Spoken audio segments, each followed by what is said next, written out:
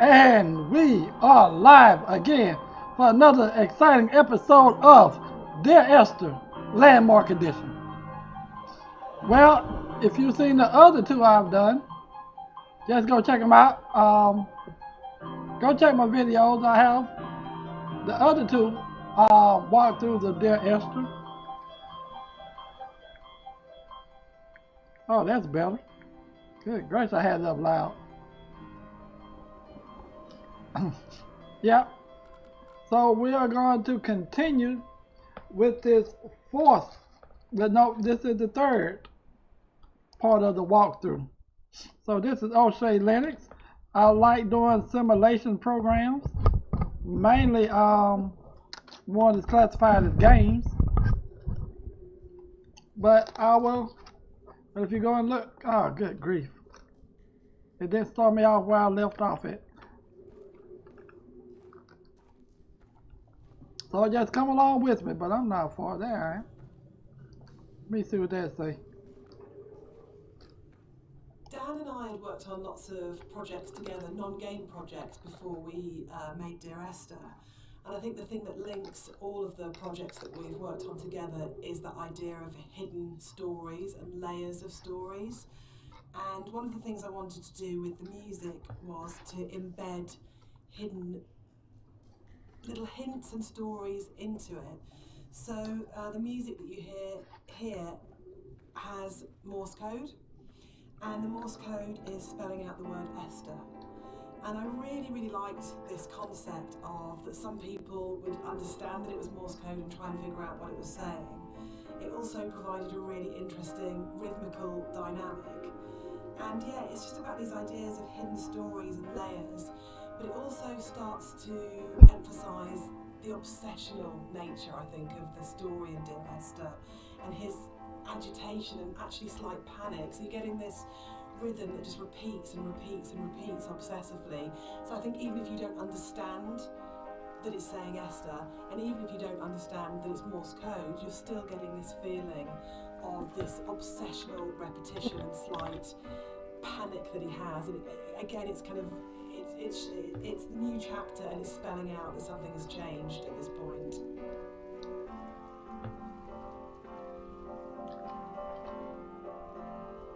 So when you come in, hit that like button if you will. Thank you.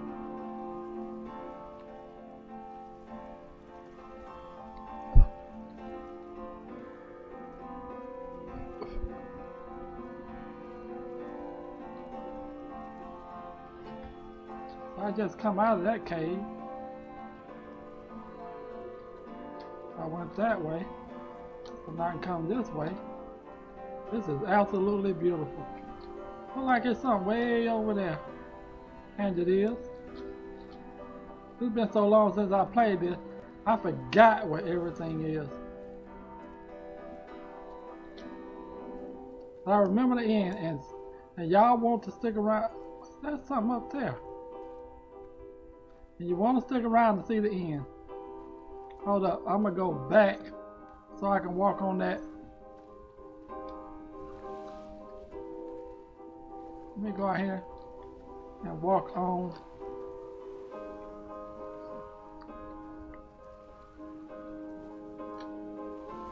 We'll go ahead and walk so I can walk on this ladder.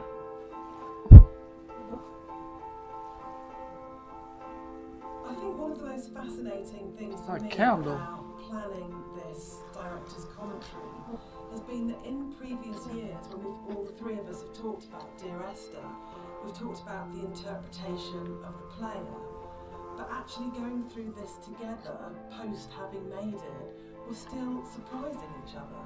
Yeah. And I think that's really, really interesting for me, because it shows that we left interpretation for each other, and that we trusted each other actually just to get on with it. And because we each brought our own special and unique contribution to the game, we didn't have to, in a way, talk it to death or say you have to justify every idea you have or talk it to death or explain it. that Rob's idea that the island is very tainted and corrupt, and my idea that Dan didn't know that the whole level of the caves is a birth metaphor.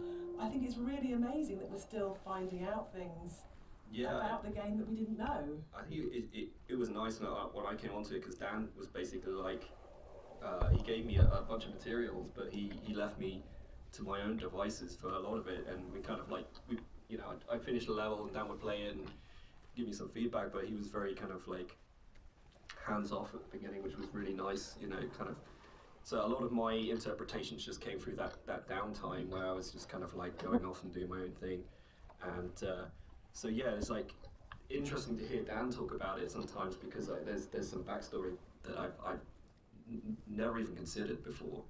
And obviously hearing Jess talk about it as well is really interesting, especially when it comes to the soundtrack. It makes me look at things in a very different way.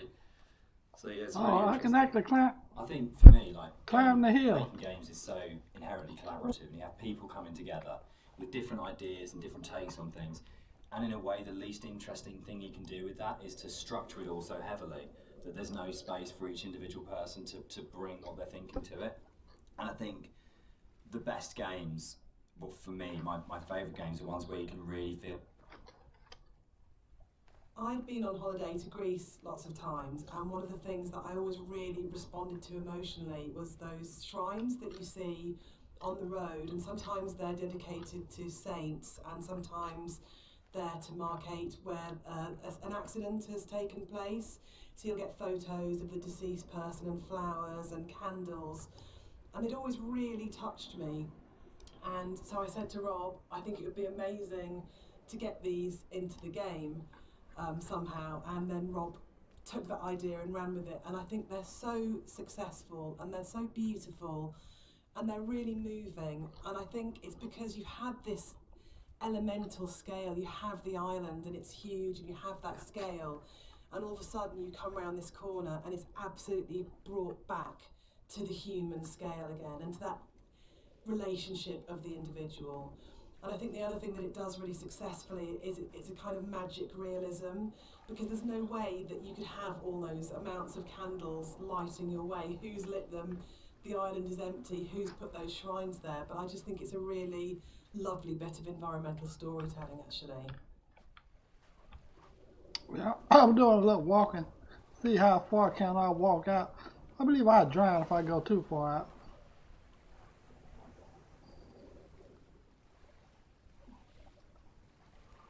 I'm gonna tell you something. Oh. Damn. Come on now. Don't you drown. There you go.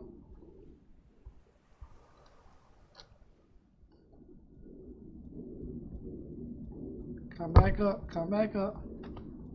Come back up. Ah! Oh, it brought me back. I guess I wasn't supposed to go that far out there. It looked like it was another cave entrance.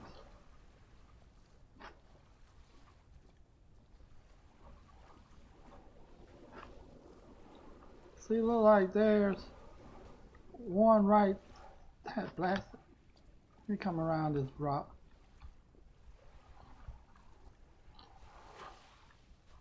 Okay, there's one right here. Holy candles just everywhere. On an empty island. That leads me to believe it ain't empty. Okay, let me check out this little spot here.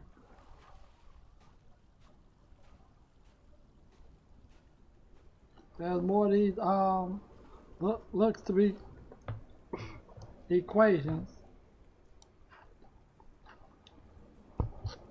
Never forget to look up. Cause don't y'all see, hey, sometimes when you're in movies and you got the bad guys walking in places, or you got all the good guys, they be walking in places like the soldiers, and it seems like they never ever look up. It's like, are you serious? The world is that? That looks creepy. Oh, nope. Don't want that.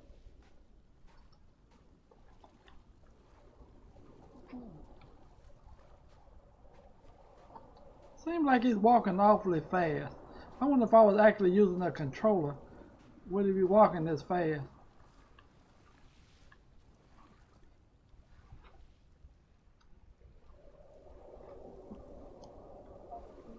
Did I didn't go up to that thing. Did I pass by it? I'm not sure. Uh, no, I didn't pass by. If I'd have passed by it, I don't know. Is this another cave? Or is this the same one? Looks different.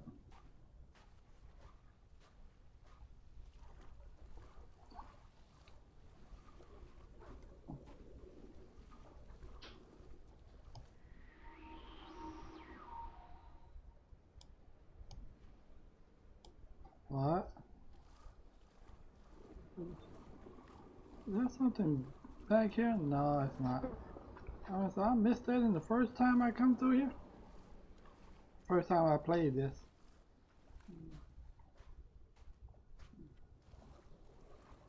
Uh-huh. But if you, whenever you're seeing this, if you don't mind, hit that like button and drop me a comment if you like seeing these types of videos, simulations. Drop me a comment. I might do some more.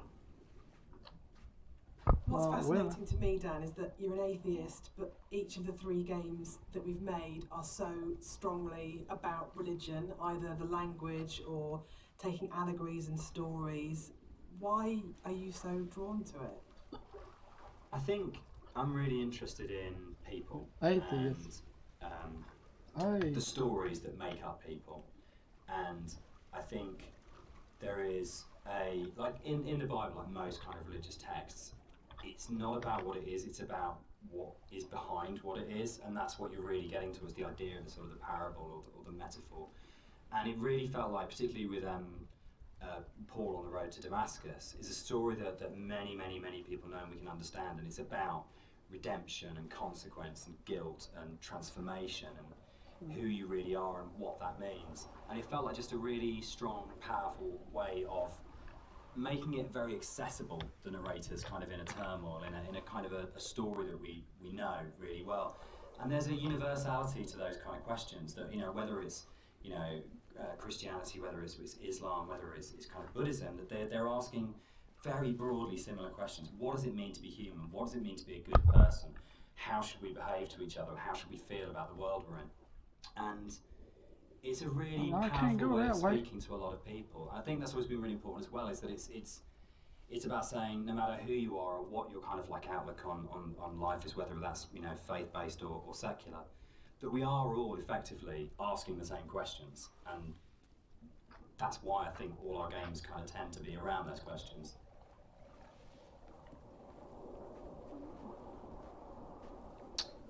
No such thing as a good person.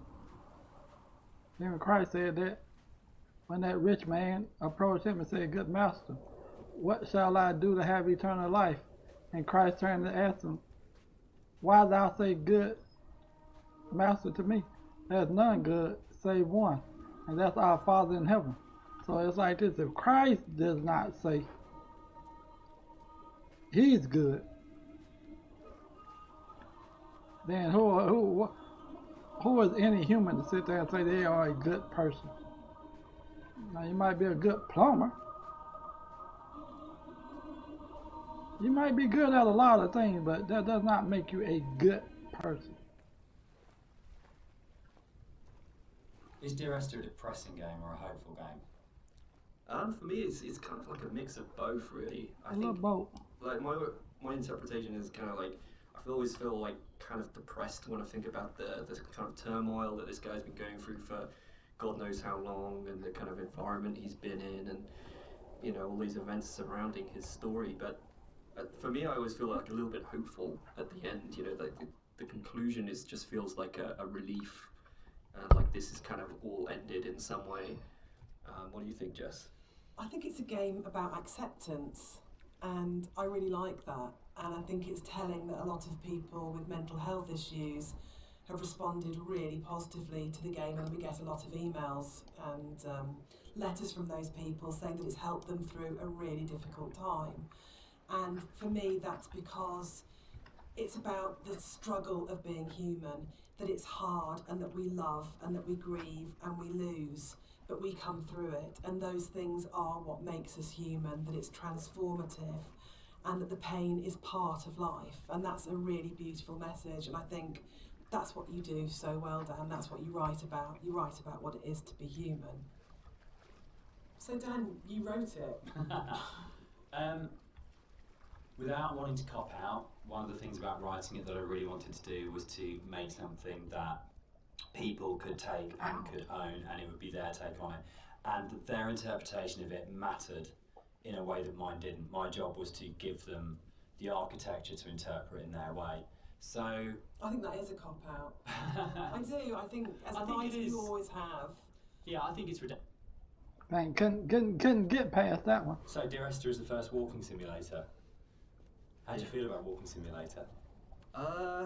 You know what, I think I took offence to it when it first became a thing, but no, I think actually I don't mind it so much now. I think the fact that we have kind of taken ownership over it, like that genre has been kind of made our own by not just our game. I but like a bunch walking of different games simulators. that kind of embraced it. I don't know, what do you guys think? I'm still really confused about the need to categorise in games, probably more than any other creative industry, and I think it shows that games have a long way to come in terms of how we describe an experience. So I do agree with Rob that it's really positive that we reclaimed Walking Simulator, but I still find it reductive, possibly, as a term. What about you, Dan? I think for me, it's people want to know what they're buying and what they're getting into, and I think it's so people understand what a walking simulator is now. In a way that if it was like first-person adventure or slow-moving, not very interactive, story-driven games, they're all sort of really very fluffy. But I think if you buy a game and someone says it's a walking simulator now, you've got a pretty good idea what you're getting. And there's Gone Home, Firewatch, Stanley Parable. There's so many other really good titles that kind of fall within that group of games out there now, that it does have an identity, and I think that's the really good thing about it. I mean, when Esther came out, there was literally nothing. We had no idea how we described it or what we called it. We actually struggled with that quite a lot. Yeah, and sort of ended up being sort of like a ghost story, because it felt like it was the closest thing we could get. But it feels like now you can make a game like this and you can say it's a walking simulator, and people will know what it is straight away. Yeah, I think that's the nice thing is that there's a whole group of games out there now that quite comfortably put themselves into that category. And so it's like if we were to come out before and just said it's a walking simulator, people would have been like, well, that sounds terribly boring. That doesn't. Why the hell would I play that? But now people kind of Seek them out. Yeah, now people are kind of familiar with what that means. The people out there who actually seek this sort of stuff out, it's kind of really cool. I mean, me myself, I would actually do that, use that as a term to search. But yeah, I mean, it's a very simplified term for what our game is. There's obviously a lot more to it than walking. But I think when you look at other genres, they're also kind of very simplified. You know, first-person shooter, role-playing game. It's to me it doesn't seem as bad as any of those other things. With all this writing, I know I ran across one of those talking things that mentioned it. And I'm trying not to get all the talking things because I don't want to completely ruin it for the people who don't have it or who choose to play it. Even though those are part.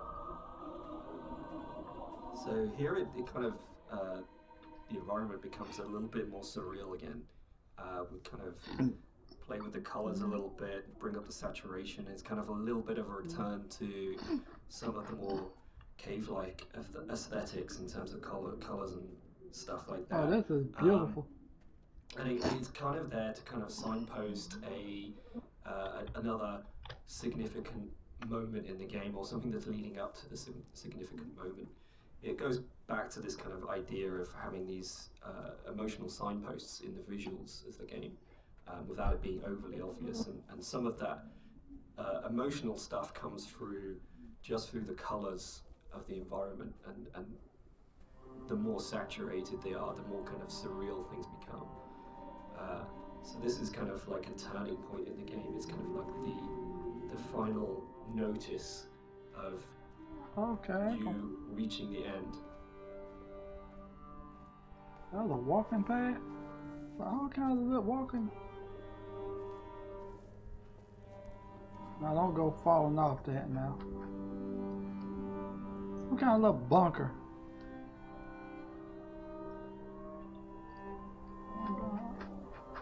What kind of little bunker? Little bunker thing. Let's go see what's inside if we don't mind.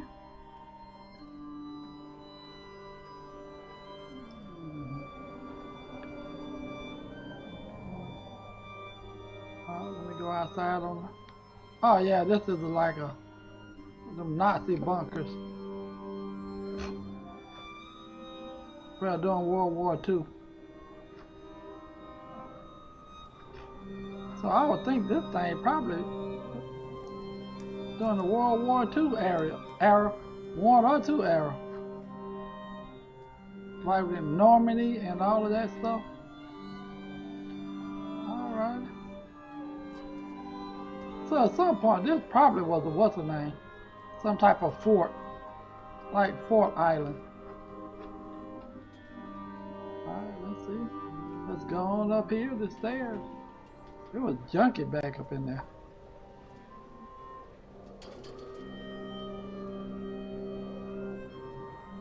It was possible that this last section of the game could have felt quite laborious and forced because it's 2 long zigzagging paths that just go up, and there was a real importance to getting it right. Quite a lot of work went into it. I think at this point for me, you probably as a player understand that the narrator's going to die at the end, and that this is it. And that Dang, I just gave away this could just keep going on forever. I know, y'all probably heard it, but he just gave away But I think when you set on this a path, spoiler.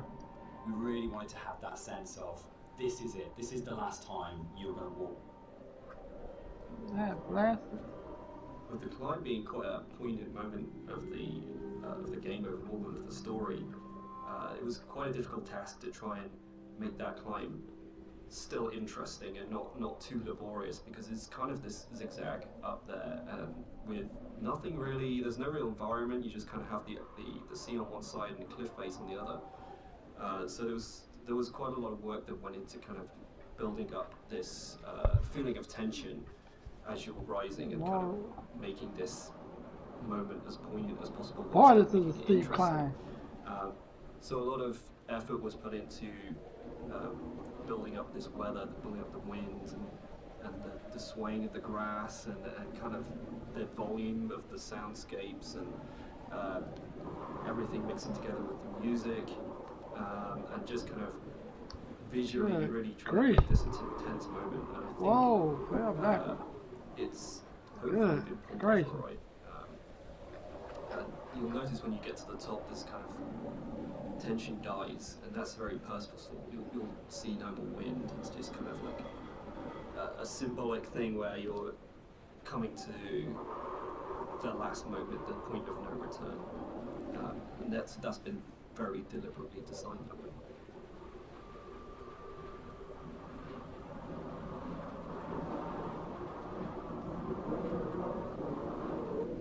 Ooh, this is a climb. Damascus. That's what that says. Like the Damascus Road. Yeah! With Brother Peter.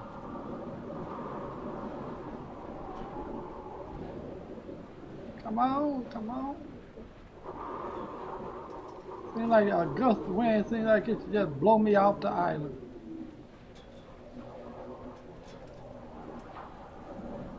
But I want to thank you when you come in here, whenever you do see this. I appreciate you stopping by. If you could, hit that like button, please. Oh, wow. We had a lot of debates, didn't we, about the ending of the game and whether the player should I no longer retain have control. or whether it's okay to go to a cutscene at this point. I personally don't mind it. I actually actively like it because I think it works really well as a metaphor for loss of control at that point. Dan, I know you're not as keen. Yeah, I'm not. I would have loved the player not to have had control taken away from them, but to me it was a balance between 2 evils: the evil of having a cutscene and the evil of the player accidentally falling off the ladder halfway up and destroying the ending. Yeah, I agree. I think we tried a few different things, and the tech at the time just wasn't, the ladder tech at the time just wasn't there, so I forgot the they other thing take for me was control of pacing. it. It was making sure all the music, the voiceovers, the timings and everything were perfect for that final jump off point. And just letting the players kind of noodle around going up a ladder for what may have been like 7 minutes because it's a tall tower was kind of That an blast impossible task. man committed suicide. Or did he? One of the things that I enjoyed the most on working on Dear Esther was Man, that's a long climb. Rob's beautiful visuals were so inspiring, but Dan's words are always so amazing to write to. I think that's where we start as a partnership. And the music at the end was so easy to write because that last voiceover is the pinnacle of the writing to me, as it should be, because it's the last VO, so he would have failed if it wasn't good. But it is just so beautiful and moving. And for me, talking about whether it's a hopeful ending, the music is really hopeful at this point. And it signifies to me transformation, freedom, escape, acceptance. Yeah, it was just a beautiful cue to write, actually. I don't know, I can't remember quite where it came from in the mod, but the moment when we went, or we could put the bird in there, and you could see the bird's shadow, and actually it turned from being kind of like a straightforward literal suicide into a metaphorical, or to my mind, kind of like, I always really believed the narrator did turn into a bird just before they hit the ground, and that was really important. I think it's probably the strongest ending in any of our games so far. But yeah, I'm very proud of the way everything came together in that last section. Yeah, I think it's the bird thing is particularly interesting because I think it was in the original mod, but the timings and everything were just all off, and you never really saw the seagull.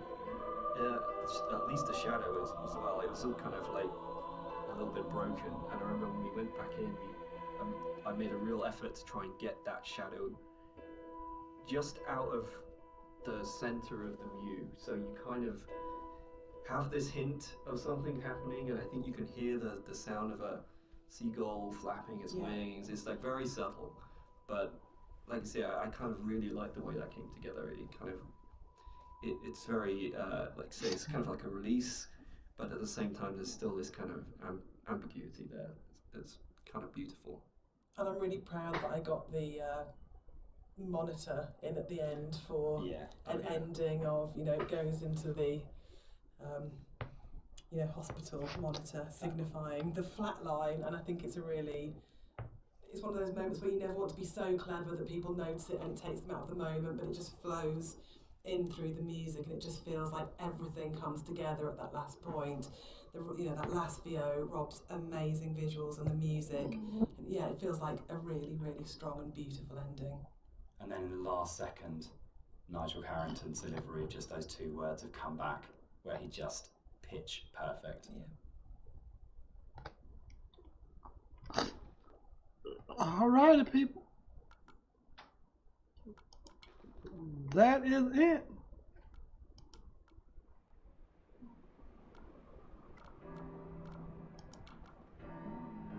That is it. Thank you all for sticking with me. I hope you enjoyed this as much as I did. And if so,